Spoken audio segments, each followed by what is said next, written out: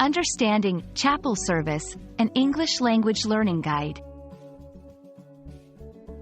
Hello, everyone. In today's video, we're going to explore the meaning and usage of the phrase, chapel service. This is a term often heard in religious and cultural contexts.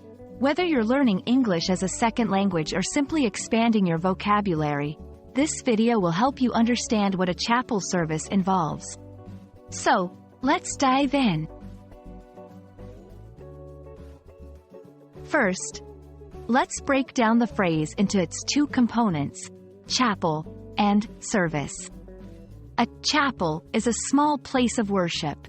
It might be part of a larger church or institution, or it can stand alone. It's generally smaller than a church and often used for non-regular worship activities. On the other hand, service, in this context, refers to a religious ceremony or act of public worship.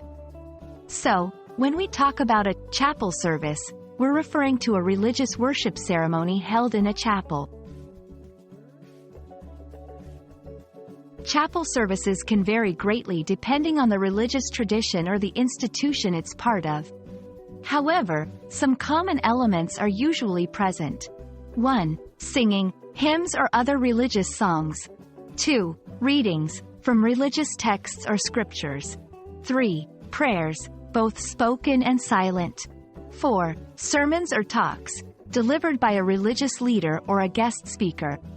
Understanding these elements helps in grasping the overall nature of a chapel service. Chapel services are not just limited to religious settings. They are often found in educational institutions, like universities or boarding schools, where they form a part of the institution's tradition.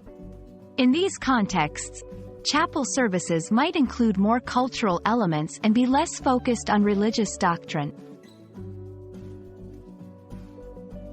I hope this video has helped you understand what a chapel service is and how it's used in both religious and cultural contexts. Remember, learning a language involves understanding the cultural nuances behind phrases and words. Keep exploring and expanding your vocabulary, and I'll see you in our next lesson. Happy learning!